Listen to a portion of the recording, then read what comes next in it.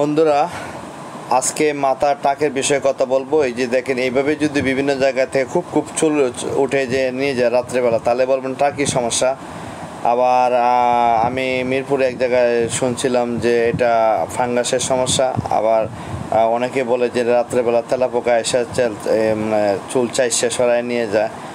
আসলে আদৌ এটা প্রসিদ্ধ কোনো আমি পাই নাই। আপনারা যদি জানা থাকে আমাকে শেয়ার করবেন।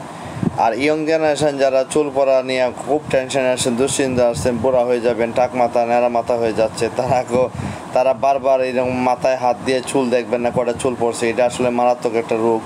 হ্যাঁ, এটা দেখাটাও একটা মারাত্মক টেনশন থেকে চুল পড়ে যায়। তা আপনারা এইগুলো না দেখলে ভালো। আর এই যে দেখেন মাথার ন্যাড়া, মানুষের মাথা কিন্তু টাক বিভিন্ন রকমের হয়। কেন? অবশ্যই এটা জেনেটিক্যালি না হলে তো এক ধরনের টাক হইতো সবার, হয়তো সামনে দিয়ে নাহলে পিছন দিয়ে, কিন্তু এক একজনের এক এক শেপ মতো টাক হয়। তো আসলে মনে যায় বাপ দাদা বা কারো এরকম সমস্যা প্রবলেম হইতে পারে, এটার র্যাশ আইতে পারে। তবে বেশিরভাগ সমস্যা হয় মানুষের বদ হজম, খাদ্য অভ্যাস, জীবনযাপন, রাত্রি জাগা, এইরকম বিভিন্ন বদ অভ্যাসের জন্য আপনার চুল পড়তে পারে। আর আপনি নর্মালি চুল পড়া বন্ধ করতে গেলে আপনাকে সপ্তাহে একবার মাসে মেহেন্দি দিতে হবে, ভালো বিভিন্ন গাছের নির্যাস তেল দিতে হবে, এবং আপনাকে এই মাঝে মধ্যে আপনাকে আর প্রচুর পরিমাণে ডিম খাইতে হবে এবং কুমড়োর বিচি খাইতে হবে। তাই লেগে আপনার টাকের সমাধানটা হবে। আর ব্লাড ক্লিন রাখবেন সবসময়, মাঝে মধ্যে হামদর্দের সাফি খায়। ব্লাড পরিষ্কার থাকলে এই সমস্যাগুলো হয় না। বেশিরভাগও হয় হজমের জন্য। পেটের সমস্যা হলে চুল পড়ে।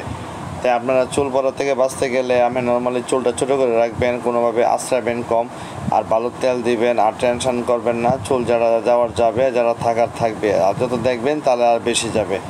আর খাদ্য অভ্যাস চেঞ্জ করবেন, তাইলে আপনারা চুল পড়ার এই সমস্যা থেকে ভালো হতে পারবেন। মাঝে মধ্যে ক্যাপসুল পাওয়া যায়, বিভিন্ন তেলের সাথে মেশায় এনে দিবেন।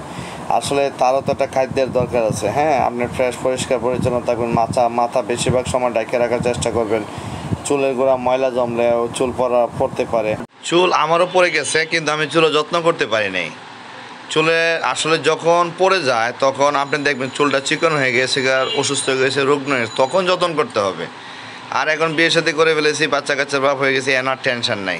চুল থাকুক বা না থাকুক টেনশন নেই। কিন্তু এই টেনশনটা হয় ইয়ং জেনারেশন যারা ব্যাচেলার তাদের। তবে ব্যাচেলার অবস্থা আপনারা যখন চুল পড়ে যাবে, চুল যদি চিকন হয়ে আসে, তখন মনে হবে চুলের খাদ্যের ঘাটতি আছে। বেশিরভাগ ইন্টেস্টাইন প্রবলেমের জন্য চুল পড়ে, পাকস্থলীর সমস্যার জন্য চুল পড়ে যায়। এই জিনিসটা খেয়াল রাখবেন।